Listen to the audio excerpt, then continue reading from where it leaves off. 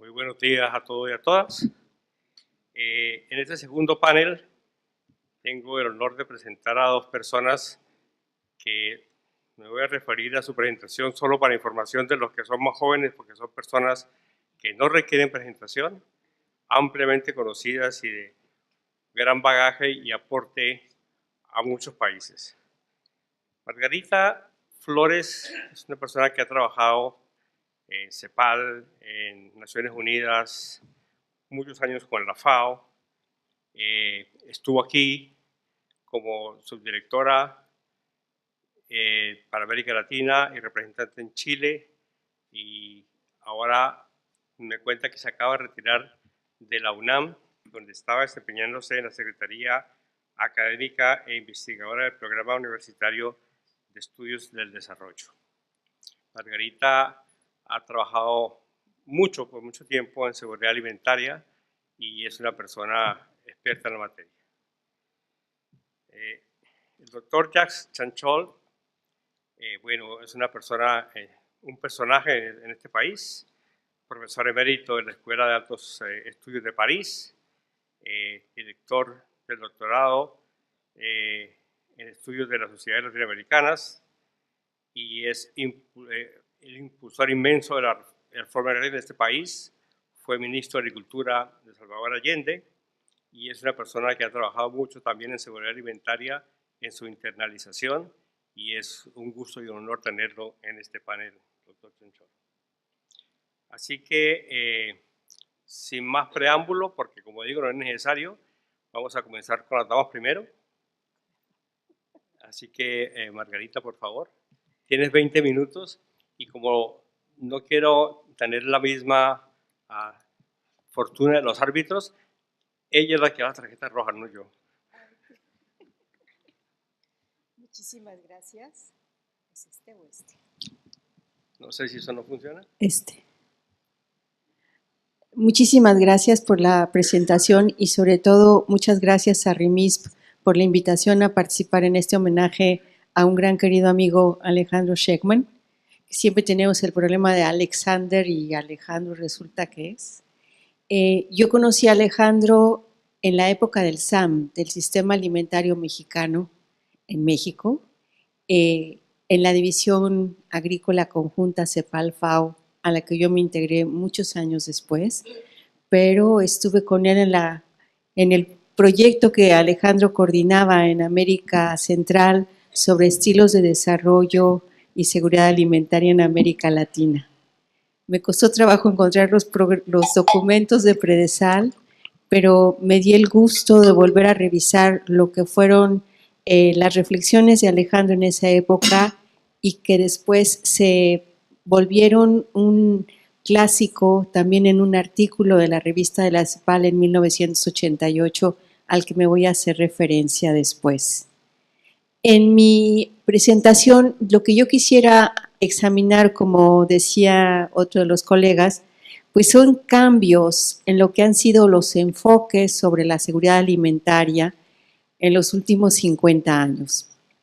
Y para poder hacer eso, y además cómo se ubican en la agenda del desarrollo, para poder hacerlo me parece importante recordar de nuevo algo que creo que, bueno, parecería repetitivo, pero empecemos por algo, un piso común, que es lo que se reconoce actualmente a partir de la cumbre del 96 de la FAO, la definición que se adoptó entonces sobre lo que es seguridad alimentaria. Que es, existe seguridad alimentaria cuando todas las personas tienen en todo momento acceso físico y económico, bueno, y también social, a suficientes alimentos inocuos y nutritivos a fin de llevar una vida activa y sana, y que esto implica 4 dimensiones: una disponibilidad de alimentos, el acceso a los alimentos, la utilización y la estabilidad en los suministros y en el acceso. Esta definición, que de todas maneras no necesariamente todos los actores que intervienen en el tema están de acuerdo, ha ido modificándose a lo largo de los años y justamente eso es a lo que me quisiera referir en mi intervención. Este significado ha cambiado en los últimos 50 años y con todo se pueden identificar algunas diferencias en las percepciones sobre lo que pone en riesgo a la seguridad alimentaria, primero mundial, luego de los países y finalmente de los hogares y de las personas, y lo que significa en términos de decisiones para la formulación de políticas y de acuerdos globales. Digamos que, ahí sí refiriéndome a un poco más de los 50 años, puede decirse que la comunidad internacional ha mantenido la preocupación por el tema del hambre y por liberar del hambre a las personas, tal como fue discutido y elaborado desde 1943, cuando se reunió la primera conferencia de las Naciones Unidas para la Alimentación y la Agricultura. Pero esta conferencia, que fue la base para la creación de la FAO posteriormente, fue convocada por Estados Unidos en Virginia, en el estado de Virginia, y ahí participaron 44 países. Ahí la preocupación era liberar a las personas del hambre y a favor de aquellos que por ser pobres o porque enfrentan algunas circunstancias adversas no tienen acceso a los alimentos. Recordemos que en 1943 estábamos en plena Segunda Guerra Mundial. Es decir, la gente se estaba reuniendo para prever qué era lo que iba a hacerse después de la guerra y cómo enfrentar el problema del hambre.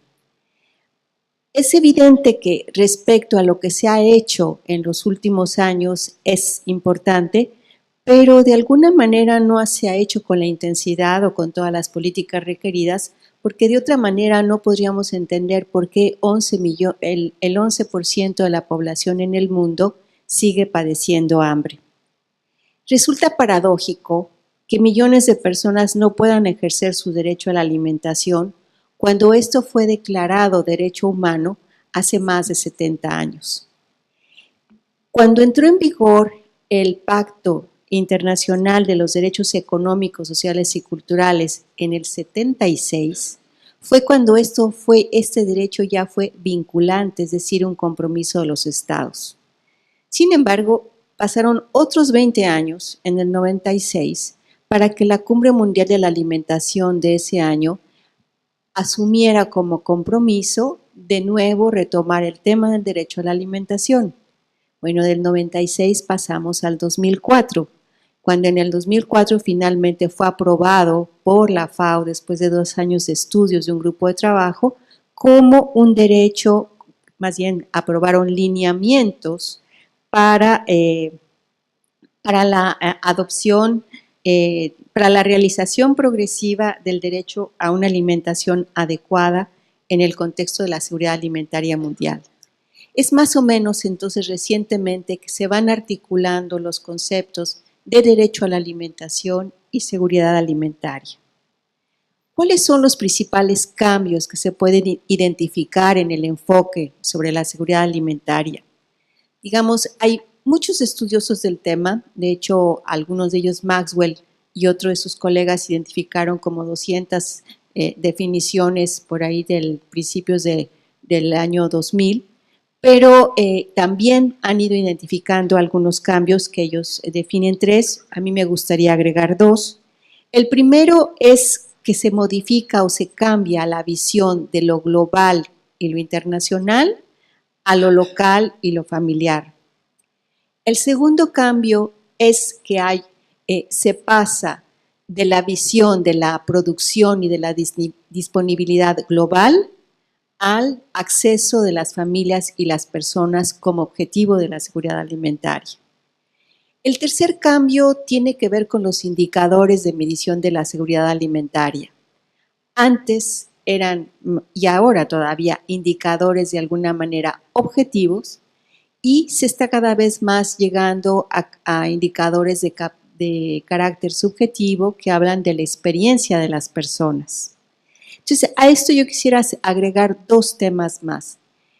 Uno es la importancia que adquiere el tema de la nutrición en la definición de seguridad alimentaria, pese que hasta todavía, creo que es en 2008, que de nuevo el Comité de Seguridad Alimentaria Mundial, que son los países miembros, o sea, no es la burocracia, son los estados que dicen, sí, la nutrición forma parte de la acepción de seguridad alimentaria y es compromiso también del Comité de Seguridad Alimentaria Mundial.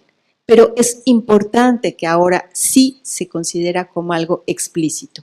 Y el último cambio es el que nos define la Agenda 2030 y es el tema del cambio climático y la seguridad alimentaria. Entonces, déjenme darles una visión así de conjunto a través de algunos diagramas. Entonces, la primera, yo soy yo la que tengo que cambiarlo, ¿verdad? Perdón, gracias. La primera es la visión de lo que fue la seguridad alimentaria en la década de los 70. ¿Por qué?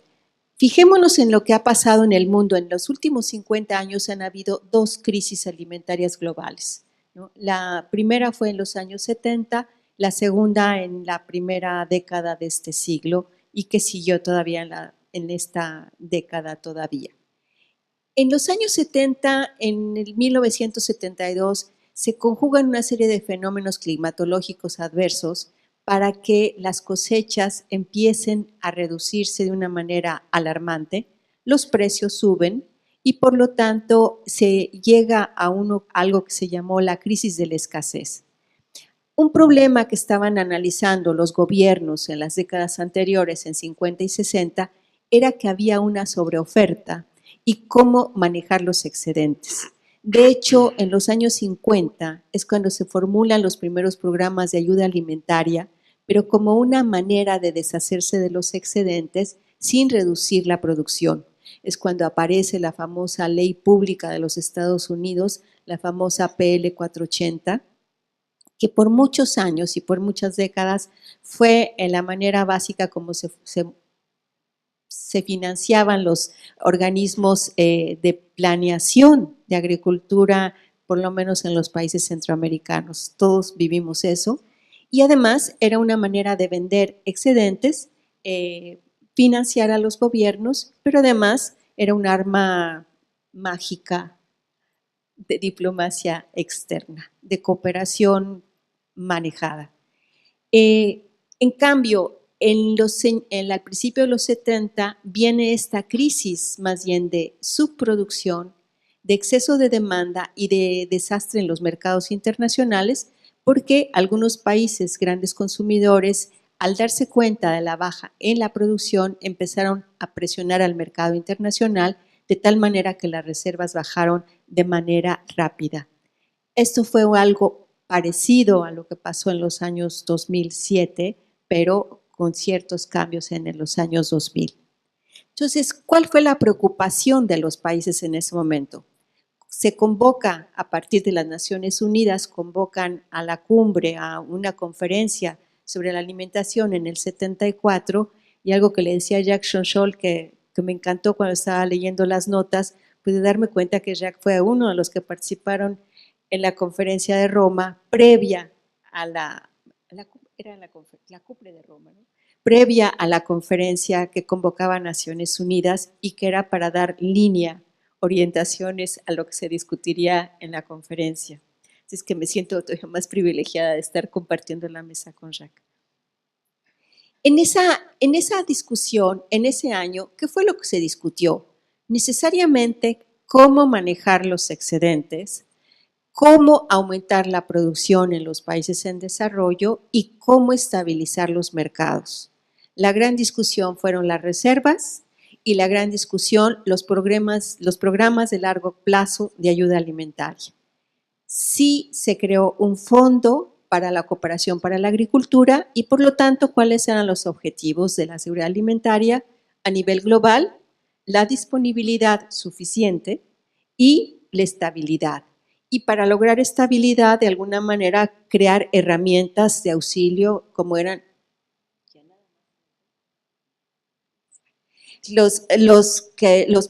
las herramientas de auxilio, bueno, era crear un sistema de información y de alerta temprana.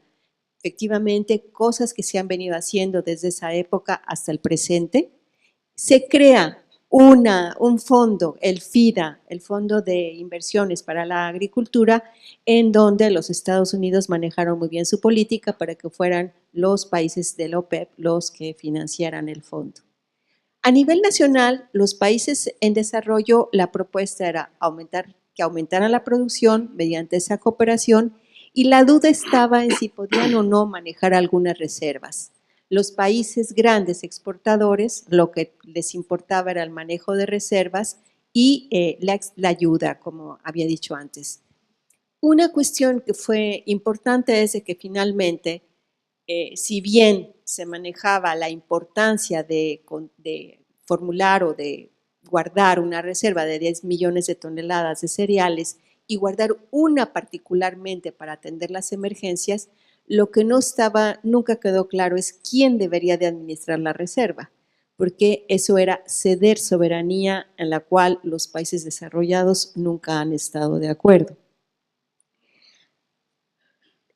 A pasar digamos, entonces en los 70 lo que estábamos teniendo eran dos objetivos principales de las 4 dimensiones de las que yo hablé, disponibilidad y estabilidad. En el siguiente marco, que sería el de los 80, ahí es en donde intervienen cosas y aportaciones que me parecen muy importantes destacar de las reflexiones de Alejandro. O sea, yo creo que no sé en qué momento pasó del campesinado a la seguridad alimentaria, eso sí no sé, pero fue justamente como que en paralelo, porque fue en el 81 cuando hay varios documentos en la CEPAL sobre el tema, y si no me equivoco, cuando en 1983 el director general de la FAO decidió, o más que decidió, hubo toda una discusión en torno a que si el problema era la alimentación de las personas y reducir el hambre, pues había que tener un eje que era el del acceso a la alimentación. Y ahí no quiero decir que se haya olvidado nunca, o sea, fue la razón de ser desde un principio, pero nunca con las prioridades y con el interés. Y en esa época Alejandro preparaba un documento para la FAO, para Roma, sobre lo que debería de ser el análisis de la seguridad alimentaria y de los sistemas alimentarios. Y en ese estudio que después se concretó lo que decía, lo mejoró mucho en el 88, y en ese colaboraron una de las colegas del Ministerio de Agricultura recientemente, la Francine. Es un análisis que hace Alejandro sobre la seguridad alimentaria en América Latina, y donde, entre otras cosas, hay creo que 4 conceptos que me parece muy importante que agrega. Era uno, la temporalidad del problema del hambre, fuera crónico o si fuera temporal por alguna situación coyuntural.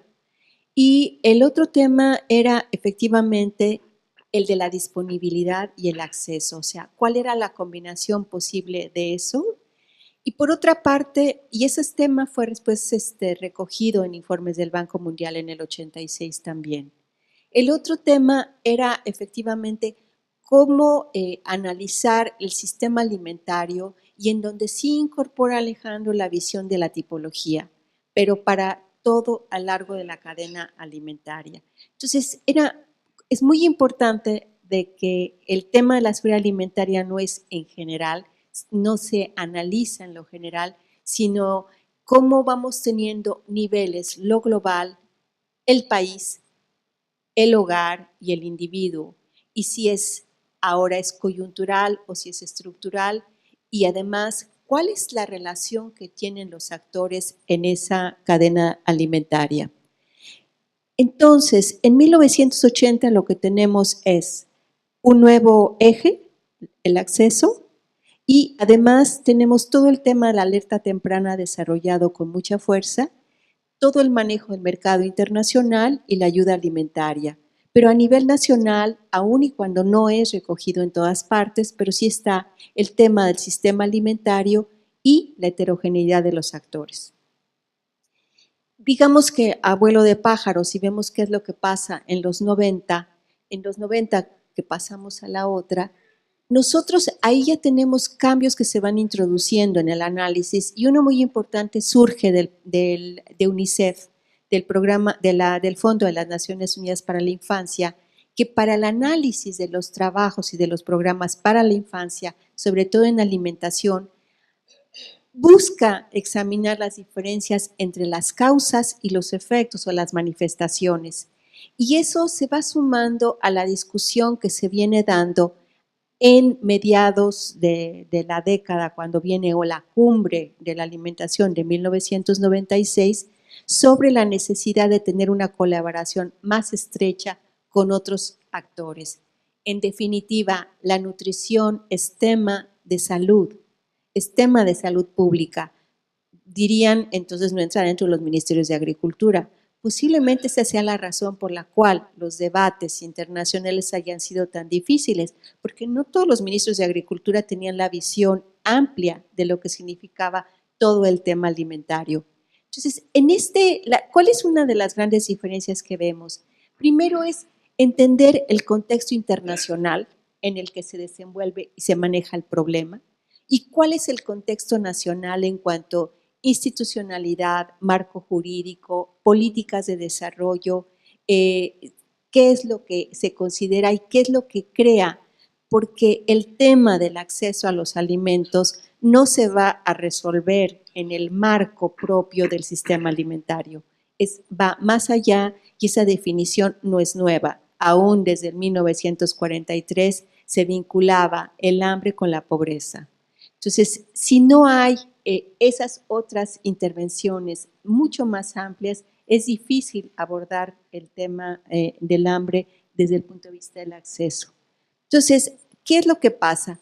Con la intervención de UNICEF y con la intervención de los colegas de los nutriólogos, de los sociólogos, de los antropólogos, además de los economistas, no solamente se considera el tema de la elasticidad de ingreso o la elasticidad precio, sino qué es lo que va a condicionar que haya o no un buen acceso y después una buena utilización, porque ahí interviene ya el cuarto eje, la utilización de los alimentos por el organismo, dependiendo del medio ambiente, si es sano, si hay disposición, hay agua potable, si el personaje, el individuo está sano también y si la calidad de la dieta es diversa o no. Final de cuentas, lo que nos interesa como resultado es el estado nutricional de las personas. Entonces, este es el cambio más importante entre el 90 y el 2000 y es lo que sigue vigente ahora, que cambia relativamente con la última gráfica, en donde efectivamente el tema que interviene es el del medio ambiente y donde nos preguntamos de nuevo dos cuestiones que son básicas. Una, ¿podemos mantener el modelo de consumo que tenemos actualmente? ¿Es sustentable? Y aquí entra el tema efectivamente de los cambios y del efecto de la nutrición en la seguridad alimentaria. Por mucho tiempo, y hasta los años 60 en Chile, de hecho, fue la época en que se combatió y se redujo y se eliminó la desnutrición, nuestra preocupación era hambre y desnutrición. Pero el tema es mucho más amplio, es malnutrición. Y justamente es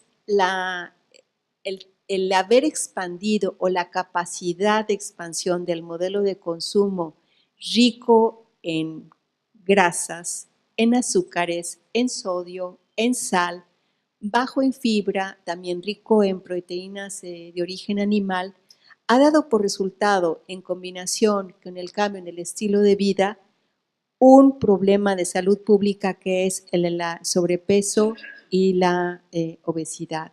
Entonces, se modifica cuál es el problema que queremos ver y por eso la preocupación de ese modelo de consumo es sostenible de aquí al 2030, podremos tener la capacidad de mantener la producción y el consumo de este esquema o tenemos que modificar también nuestra manera de pensar. Entonces, esto nos los van dando indicadores de diferente tipo, en el cual ya no me meto, pero sí considerar que el Comité de Seguridad Alimentaria Mundial, que fue creado para seguir los índices y los indicadores de producción mundial, de existencias mundiales, de disposiciones de los excedentes mundiales y de las proyecciones, a partir de 1990 y en el 98 me parece, perdón, a partir de 96, cuando la cumbre resuelve reducir a la mitad el número de personas que padecen hambre en 15 años, el indicador más importante ha sido el de la subalimentación. Podemos decir que hay muchos y ahora se está utilizando el de la experiencia de las personas, si padecen o no, sufren un cambio en lo que comen, en la calidad primero, en la cantidad y si padecen hambre, pero es un tema que se sigue elaborando y que ejerce mucha presión de información y de estadísticas, de trabajo de estadísticas a nivel de país. Elaborar las hojas de balance de alimentos supone un gran ejercicio. Yo pondré un ejemplo en el caso de México, que aparentemente tenemos 3.800 calorías disponibles por persona al día, pues sí, será porque el 70% de los adultos tienen sobrepeso y obesidad, que se comen todo, pero que la desnutrición no termina. Tenemos una deuda con todos los 700 millones que finalmente estima la FAO que padecen hambre actualmente. Muchas gracias. Muchas gracias, Margarita.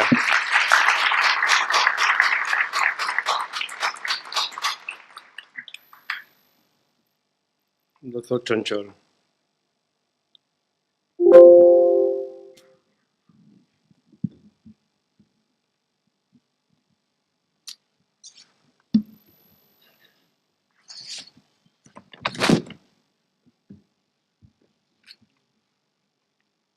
Cuando el RIMIST me convidó a participar en este homenaje a Alejandro Schekman, lo hice con mucho gusto por dos razones. Primero, porque tengo una gran admiración por el trabajo que él ha realizado todos estos años y que ha sido una contribución muy importante al conocimiento de la economía agrícola. Y además, porque él se ha interesado también mucho en los problemas alimentarios, que es un problema que me ha interesado a mí desde hace muchos años. Entonces, lo que he tratado de hacer es un pequeño trabajo con algunos datos de las perspectivas alimentarias del mundo en los próximos años. No me voy a referir exclusivamente a América Latina, porque creo que el problema es mucho más amplio, pero fundamentalmente a eso me quiero referir. Existe en el trabajo que he aportado, hay 4 aspectos. La gran diversidad de formas y tipos de agricultura y alimentación. Segundo, si es posible alimentar a cada habitante del planeta. Tercero, a pesar de los progresos logrados en la producción de alimentos, el hambre y la subalimentación subsisten. Y cuarto, para resolver el problema de la seguridad alimentaria de una población que en el año 2050 llegará a casi 9.000 millones de personas, una nueva ecuación de tipo alimentario es necesaria. Veamos primero la gran diversidad de formas y tipos de agricultura de alimentación. Nosotros estamos acostumbrados a pensar en términos de América Latina, pero el mundo es mucho más vasto. La base de la alimentación humana es hoy como ayer la producción agrícola y ganadera, la recolección de productos naturales, la caza y la pesca. Pero a nivel mundial hay muy poco en común entre los 28 millones de agricultores del planeta que están empleando equipados de tractores y todos sus complementos, semillas seleccionadas, riego, fertilizantes, pesticidas y asesoría técnica, lo que les permite cultivar superficies considerables con respecto a los 250 millones de agricultores que utilizan solo bueyes, caballos, mulas, camellos o cebús y búfalos. Y todavía con respecto a un acceso a los 1.000 millones de otros agricultores que apenas pueden disponer de la fuerza de trabajo de sus brazos y cuando mucho disponen de una voz. O sea, hay una enorme diversidad en el mundo de situaciones de producción, de lo que podríamos llamar producción, elementos campesinos, pero que son mucho más extensos que los que conocemos en América Latina. En Asia y en África, un campesino produce en promedio 2 toneladas de cereales por hectárea. Cultiva 0,8 hectáreas y obtiene en total 1,6 toneladas por año. En Francia, ese mismo campesino produce 8 toneladas en 100 hectáreas, o sea, 800 toneladas por año. La diferencia de productividad del trabajo puede ir de 1 a 500. Era de 1 a 10 en 1900. Por otro lado, ¿de qué alimentación hablamos cuando se trata de alimentar el planeta? Las Naciones Unidas clasifican los países del mundo en 7 grandes grupos alimentarios en función de los productos dominantes en su alimentación. 16 países, principalmente asiáticos, consumen de un modo preferente el arroz. 25 países, principalmente en Eurasia y en África, privilegian el trigo. China y Egipto son sobre todo consumidores de arroz y de trigo. 25 países, sobre todo en América Latina, constituyen la civilización del maíz. El área del sorgo y del mijo es mucho más reducida. Cuenta con algunos países y regiones de África. La mayor parte de África, al sur del Sahara, consume además de cereales, raíces y tubérculos, mandioca, ñame, taro, patata dulce y plátano macho. Finalmente, en lo que estamos acostumbrados a conocer, en la mayoría de los países desarrollados, se caracterizan por una alimentación muy diversificada, a base de trigo, maíz, leguminosas, leche, carne, frutas y legumbres. Es el caso de Europa Occidental, de América del Norte y parte del sur, de Australia y de Nueva Zelanda. La carne, por otro lado, especialmente de ave y de cerdo, está penetrando fuertemente en ciertos países en desarrollo, como es el caso de China.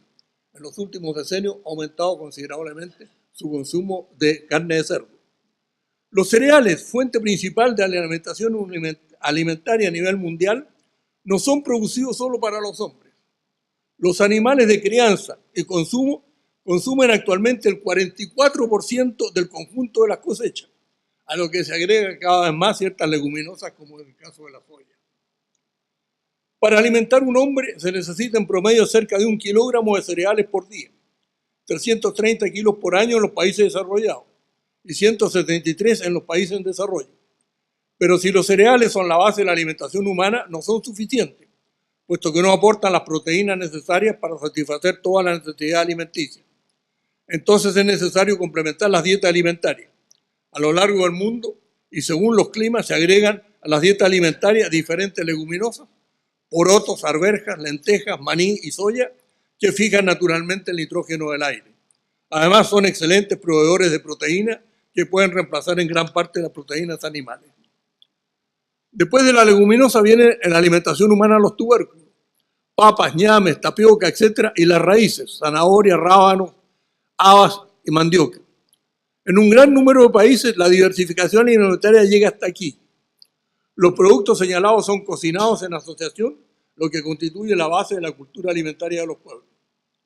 Finalmente, cuando el nivel de vida aumenta, se consume carne y otros productos animales, huevos, productos lácteos. Esto se produce particularmente en Asia, en Europa, en América del Norte y Latina.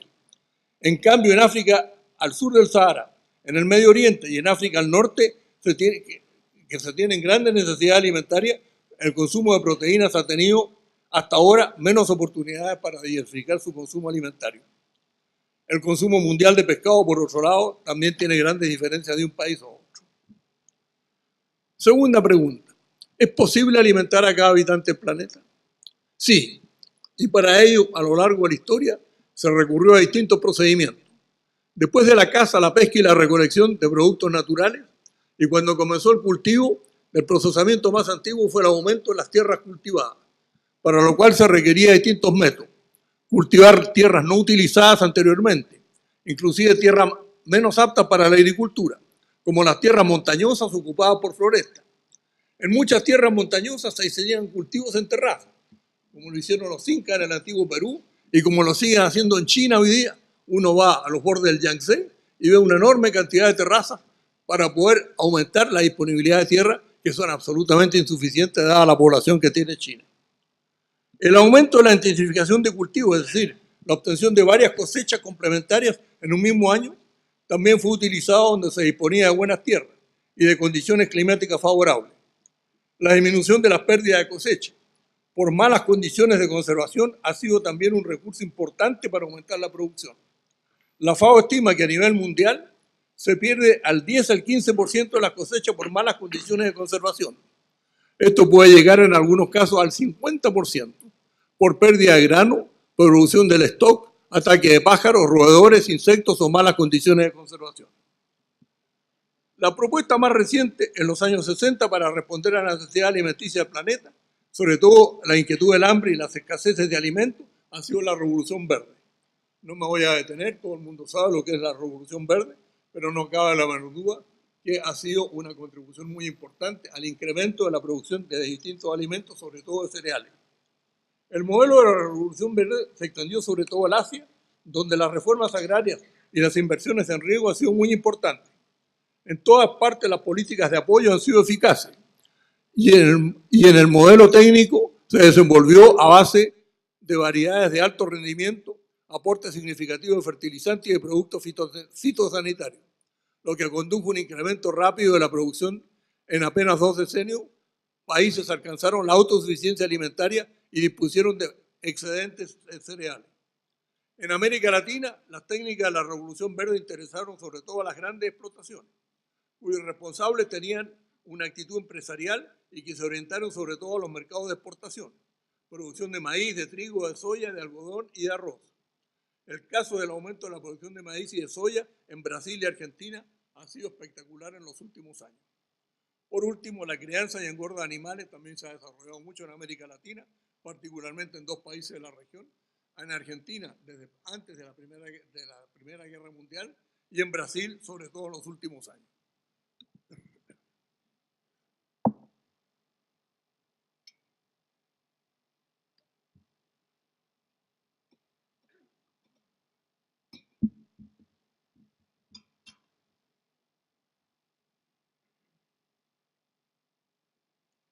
A pesar de los progresos logrados en la producción de alimentos, el hambre y la subalimentación subsisten en el mundo en que vivimos.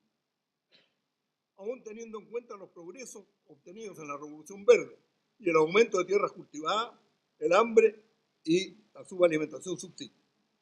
En materia del aumento poblacional, según la FAO, entre 1956 y el año 2000, esta más que se duplicó, pasando de 2.519 a 6.700 miles de millones de habitantes, y se estima que aumentará a casi 9.000 millones en el año 2050. 8.919 mil millones exactamente. ¿Cuál será el impacto de este aumento poblacional en la demanda de alimentos? Variable según las regiones, puesto que el incremento estimado de la población no será igual en todas partes. Se estima que el impacto del crecimiento poblacional significará, según las regiones, una necesidad de multiplicar la producción de alimentos entre el año 2000 y el año 2050 de 3,14 en África, de 1,69 en Asia, de 1,80 en América Latina, de 1,32 en América del Norte, de 1,61 en Oceanía y de 0,91 en Europa y de 1,76 en el conjunto del mundo. Pero no toda la población consume igual cantidad de alimentos. Ello depende del sexo, de la edad, de la actividad que realiza y de varios otros factores, como la cultura y los hábitos alimentarios. El impacto del crecimiento poblacional es preciso agregar entonces el factor del aumento del consumo en función de la composición de la población. En síntesis, el efecto acumulativo del conjunto de estos factores, crecimiento poblacional, aumento de la necesidad alimentaria, según la composición de la población y las modificaciones de las tasas alimentarias, se estima que implicará algunas cifras que no voy a repetir ahora, pero que son mayores que las que acabo de dar con respecto al puro incremento de la población.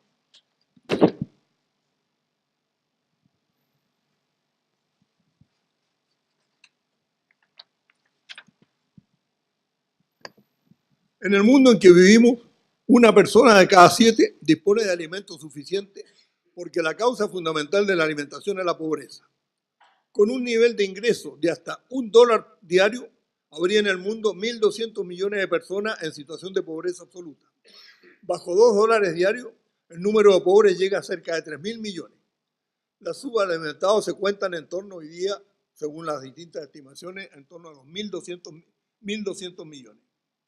En Asia, a pesar del rápido crecimiento económico de los últimos años, el hambre y la subalimentación persisten. La India, a pesar de su política de redistribución social, no ha logrado todavía suprimir su población pobre. Ello es el resultado de numerosos factores. En el terreno agrícola proviene de la escasez de ingresos en razón de la inseguridad de las superficies agrícolas a medida que la población crece. Ello proviene también de los límites ecológicos para la producción en las zonas secas que cubren una buena parte del país y de las limitaciones de los rendimientos en las zonas de revolución verde. Hay también un gran número de campesinos sin tierra. En China se ha producido una rápida industrialización y un gran crecimiento económico desde la reforma económica del 78, lo que ha conducido a un gran desplazamiento de mano de obra rural hacia las grandes ciudades de la costa. Se busca mejorar los ingresos agrícolas de la sociedad campesina, donde se ha producido una gran descomposición social. Los subalimentados se encuentran sobre todo entre los rurales pobres y los cesantes. Está también el caso de Indonesia, no lo voy a examinar porque sería muy largo. Y en África, la crisis de los estados y los conflictos sociales mantienen altos niveles de pobreza. La causa más frecuente en los últimos años han sido los conflictos civiles y las guerras. Los países que no han conocido la guerra en los últimos 20 años son los únicos que han visto aumentar su producción de alimentos. En cambio, los conflictos han sido numerosos en el oeste africano y en el África de los Grandes Lagos. También han influido las sequías de todos los países que están al sur del Sahel.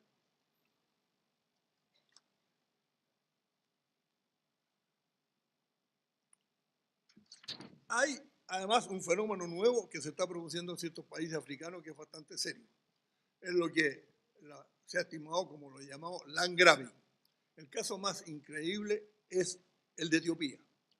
Etiopía, hasta hace pocos años, había arrendado 1 millón de hectáreas de sus mejores tierras a inversores extranjeros que producían fundamentalmente productos de exportación y calcula llegar a 3 millones de hectáreas de tierras arrendadas en los próximos años.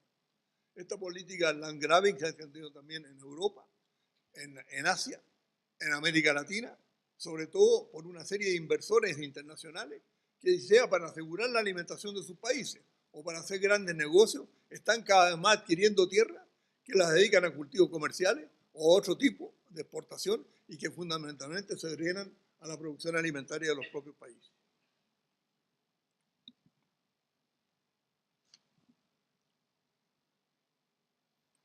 En la agricultura latinoamericana, que dispone de espacios y de recursos climáticos favorables, los rurales pobres provienen de generaciones de trabajadores sin tierra y de pequeños productores minifundistas. Han beneficiado poco de las reformas agrarias realizadas en el siglo XX. Una gran parte de ellos no han conocido una evolución positiva y continúan viviendo en condiciones de subalimentación. Por otra parte, se ha producido una considerable migración rural-urbana.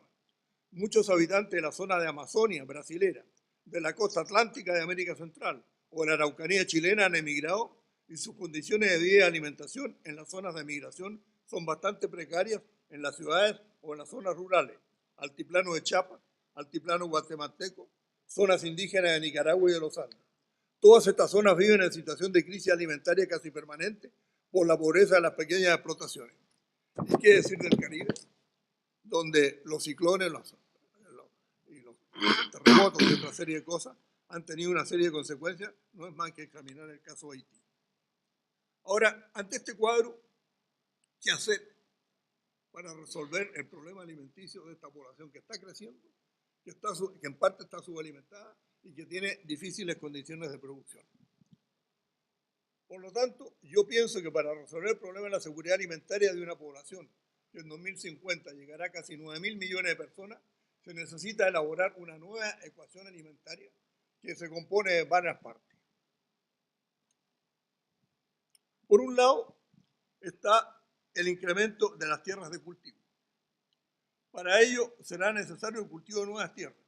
Esto es posible, puesto que hoy día hay solo 1,4 miles de millones de hectáreas de las 4,3 mil millones de tierras consideradas explotables que están siendo. Y existen tierras posibles de incorporar al cultivo en países tan diversos como Rusia, Ucrania, Argentina, Brasil, Indonesia y numerosas regiones de África. Igualmente se estima que el calentamiento global que se está produciendo en la actualidad permitiría aumentar la superficie agrícola en Canadá y en Siberia, aunque también podría disminuirla en varias regiones tropicales. Pero la extensión de estas tierras cultivadas encuentra serios problemas económicos y ecológicos, sin contar los políticos. Así, en África se necesitará una enorme inversión en riego y en equipamiento. En Brasil y en otros lugares, la deforestación para aumentar las tierras agrícolas significa una pérdida importante de biodiversidad, para lograr a menudo suelos de calidad agrícola muy mediocre. Por otra parte, no será fácil a menudo acceder a las tierras teóricamente cultivables. Ello exige grandes inversiones. Los suelos obtenidos están fuertemente degradados, situados en pendientes considerables y alejados de los recursos. Según la FAO, las tierras arables solo podrían aumentar de ahora al 2050 en 120 millones de hectáreas en los países en desarrollo. No hay que olvidar, por otra parte, que el crecimiento y la extensión urbana, así como los sistemas de comunicación, carreteras y otros, disminuyen considerablemente en muchos países del mundo las mejores tierras agrícolas.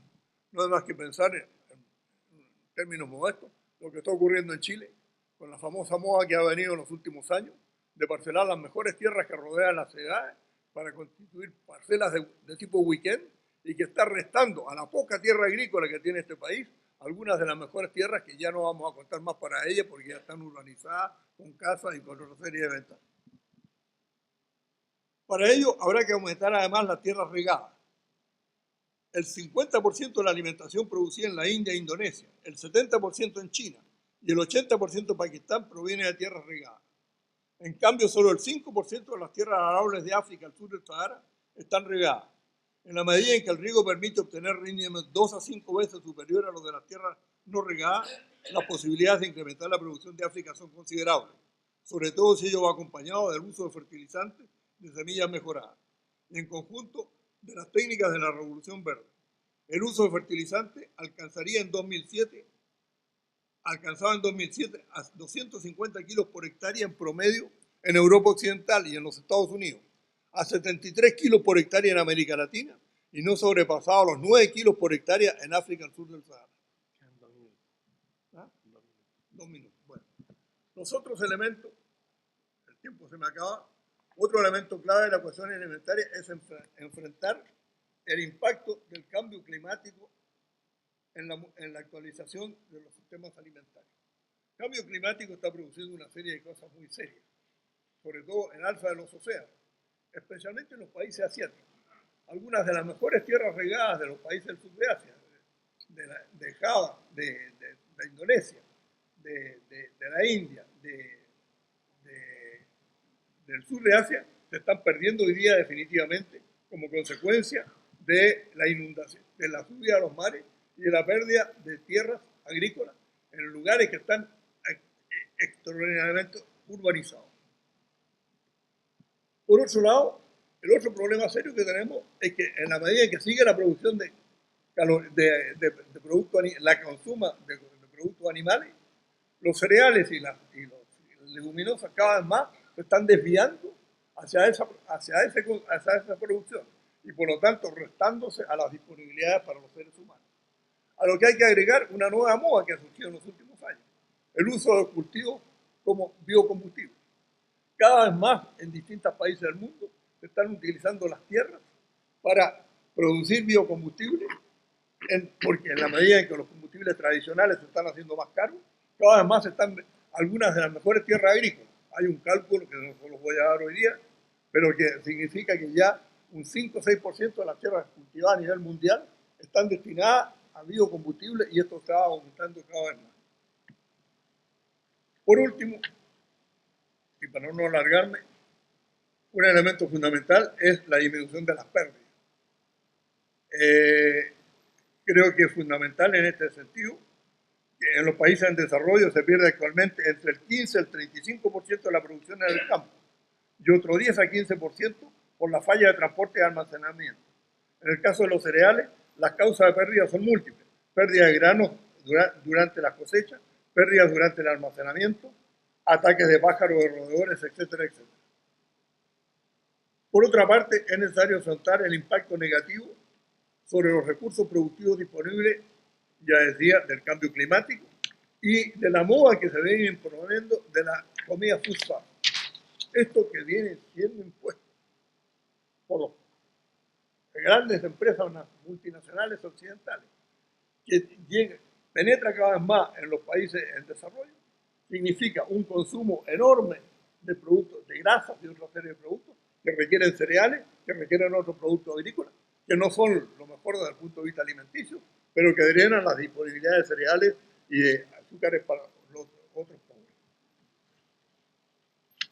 O sea, hay un conjunto de medidas, que yo diría, hay una ecuación de medidas que en conjunto hay que tomar, hay que repensar en ellas, hay que revisarlas para enfrentar una demanda alimentaria que llegará en el año 2050 a 9.000 millones de personas, de las cuales una buena parte de ellas está subalimentadas y viviendo en condiciones muy difíciles, y por lo tanto yo creo que hay una gran tarea por delante y una gran reflexión, variable según la zona, según los países, según las regiones, pero creo que todo este conjunto de medidas deben ser consideradas y tomadas en cuenta. Muchas gracias.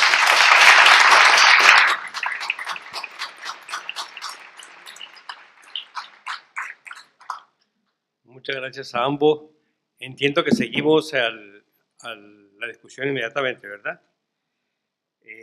Entonces, bueno, muy importante a mi gusto, a mi modo de ver, lo que nos han ilustrado, lo que nos han dicho. Estamos graves, sí. Tenemos retos por delante inmensos, tanto desde el punto de vista de la producción como desde el punto de vista de la alimentación. Seguimos con 11 millones de personas que no tienen acceso a la alimentación y seguimos además construyendo un modelo contradictorio en principio, de que nos falta alimentar a mucha gente del mundo, pero muchas de las que estamos alimentando lo estamos haciendo mal. Entonces estamos introduciendo problemas de salud adicionales al problema de la malnutrición, con el problema de la malnutrición al problema de la subalimentación.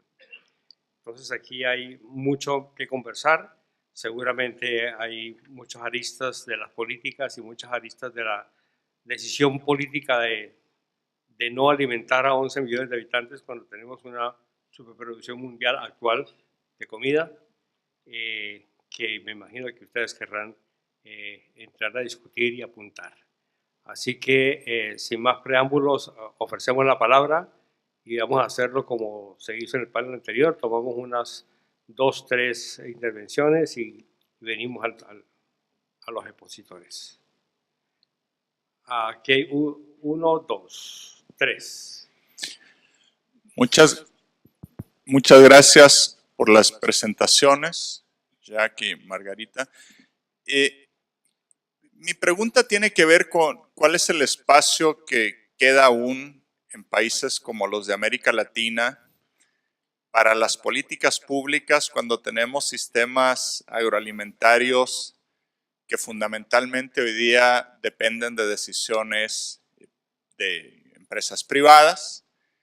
Muchas de ellas, las más importantes, además decisiones internacionales, globales, son empresas transnacionalizadas que hoy día pues básicamente dominan prácticamente por completo el tipo de producción, el tipo de tecnología, la distribución, el procesamiento, las importaciones, las exportaciones, etc. ¿Cuál es el espacio realmente para la política pública nacional?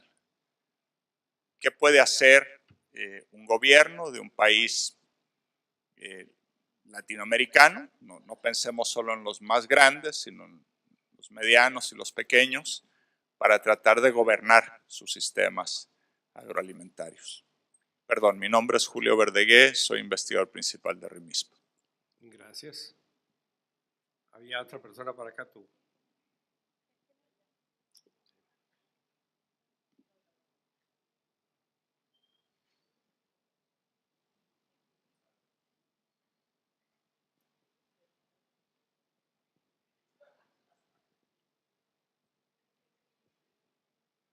Hola, Por favor, te presentas. mi nombre es Gonzalo Campos, soy estudiante de Magíster de Desarrollo Rural en la Universidad Austral.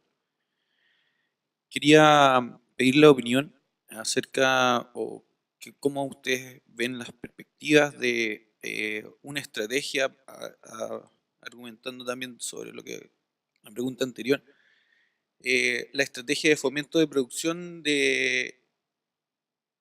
y valoración de alimentos locales, ya que vemos que hay un incremento en esta domesticación de alimentos claves como la papa, el trigo, el maíz, y que de alguna forma se están transformando en otros tipos de industrias, como decía Jack, el tema de los biocombustibles y otras transformaciones de estos alimentos que no necesariamente tienen que ver con la alimentación. Entonces, en esa amenaza de la globalización de la industria de los alimentos, ¿cómo se avisora una valoración del alimento local y la diversificación de la alimentación? Y solamente permitirme un minutito, para todos los expositores, una crítica constructiva, desarrollar un poquito más la comunicación efectiva en las presentaciones. Sería importante ver algunos gráficos, algunas exponencias de datos que quedaran más en la audiencia. Eso. Disculpen.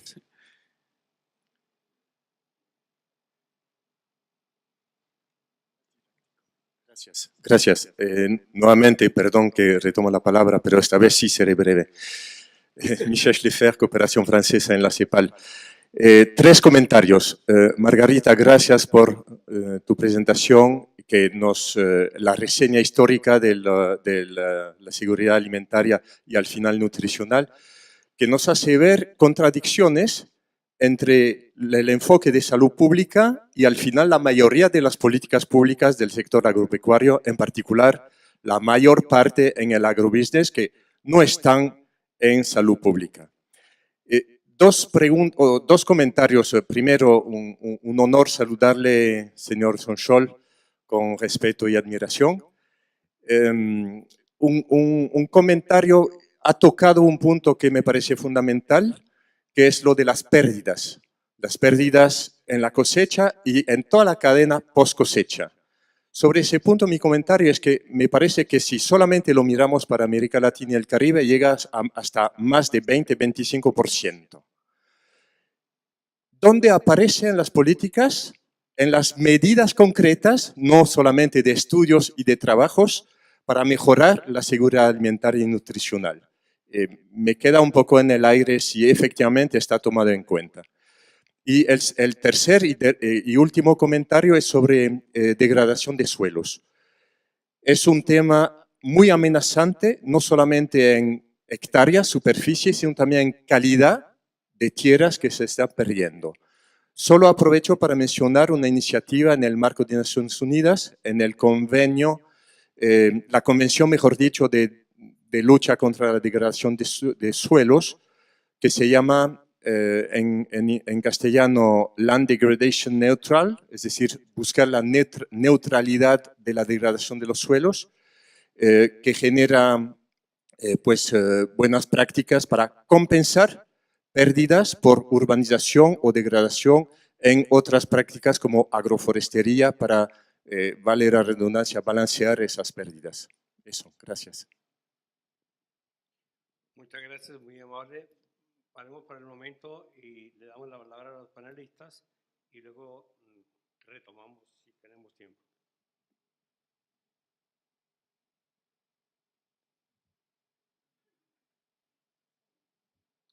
Las damas siempre son primero.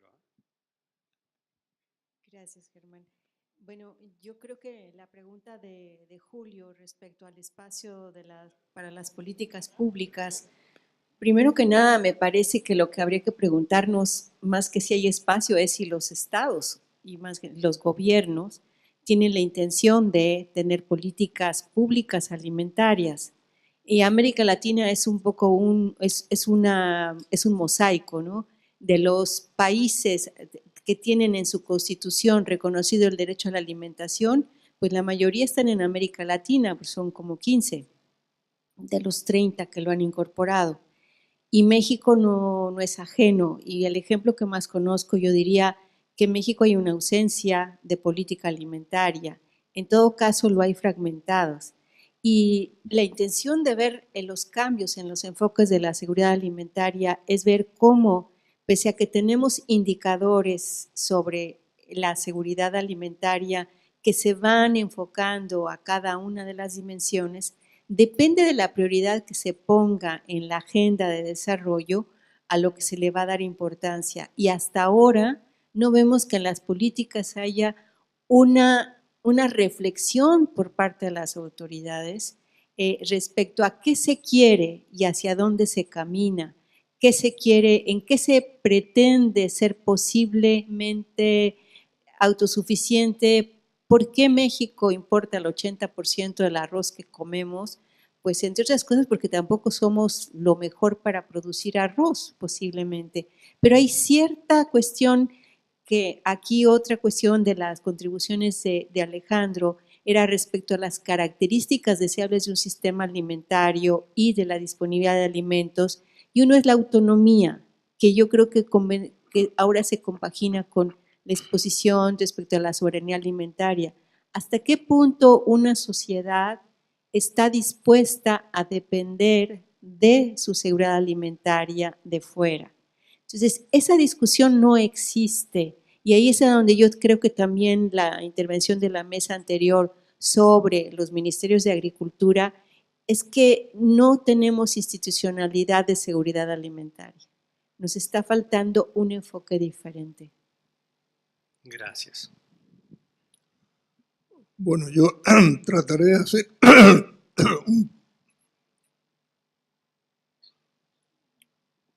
un pequeño comentario que trata de responder a algunas de las preguntas. Creo que la gran tragedia hoy día es que no tenemos políticas de largo plazo. Esta economía neoliberal de beneficio inmediato, las únicas que piensan a largo plazo son las multinacionales, en función de sus intereses. Pero la mayor parte de los gobiernos viven al día. A fines del siglo pasado, cuando había las políticas del desarrollo, había una serie de visiones de largo plazo, de industrialización, de desarrollo agrícola, de energía, etcétera, etcétera. Hoy día, la mayor parte de los gobiernos han abandonado esa visión de largo plazo y viven al día. Y entonces, en esa vida al día, realmente se olvidan las cosas esenciales. Las políticas alimentarias no se pueden resolver con políticas de corto plazo. No es con algunos subsidios, con algunas mejorías económicas, una cosa así, que se va a resolver el problema alimentario. Hay que tener una visión de largo plazo, porque muchas de las medidas que yo traté de señalar implican acciones de muy largo plazo. Y hoy día todo eso se ha abandonado. Entonces, ¿cómo se espera resolver el problema alimentario? Si hay dificultades, vamos a traer productos de afuera, a través del comercio internacional o a través de los créditos internacionales. Un caso muy concreto que me preocupa mucho porque es mi propio país. Nosotros en Chile tenemos una superficie total de 70 y tantos millones de hectáreas. 750.000 kilómetros cuadrados, cifra redonda, 75 millones de hectáreas, de las cuales son útiles para la agricultura menos del 10%, 5%. Alrededor de 5 millones de hectáreas uno tiene que moverse. Bueno, una buena parte de esas hectáreas hoy día se están perdiendo para la agricultura y además pretendemos ser potencia agrícola mundial. Se están perdiendo para la agricultura por este fenómeno que yo decía decir, por las parcelas a fin de semana, por las plantaciones forestales que se hacen en tierra agrícola, porque antes estaba prohibido plantar forestales en tierra agrícola, hoy día se puede hacer libremente porque es más rentable y una cosa así, y cada vez más nos vamos quedando con menos tierra agrícola, además de los fenómenos naturales que se van a ir incrementando con el cambio climático. Y se espera que si tenemos algún problema lo vamos a resolver con créditos internacionales y con importación de alimentos. Si todos los países tuvieran el mismo tipo de actitud, nos vamos a encontrar en el largo plazo que la mayor parte de estos problemas se van a ir agravando. Las pérdidas alimentarias son brutales y también en los países desarrollados. No pensemos solamente que se reducen en los países en desarrollo, también en los países, en Estados Unidos, en Europa. La cantidad de productos que se despilfarra a través de los grandes centros comerciales es enorme. Entonces, si no hay conciencia de esto y no hay política para enfrentar esta situación y seguimos pensando que todo lo que es rentable es lo del corto plazo lo que no es lo que veremos después cómo se arreglan la mayor parte de los problemas. Entonces, esa es la gran preocupación que yo tengo y la necesidad de revalorizar, sobre todo en el problema alimentario que estamos examinando, las medidas de largo plazo, las políticas distintas, complementarias, que nos permiten enfrentar esta situación. Y tenemos que pensar globalmente, no podemos pensar parcialmente, sectorialmente, tenemos que pensar cada vez más globalmente y tomar una serie de medidas en ese sentido. Muchas gracias. Estamos sobre la 1 de la tarde, 1:10, y no sé a qué hora retomamos en la tarde. ¿A las 2? ¿2:30? Entonces me parece que podríamos parar aquí y más bien pensar en que si hay algo más que conversar lo abogamos después. Entonces muchas gracias a los panelistas. Ha sido un placer y un honor. Muchas gracias.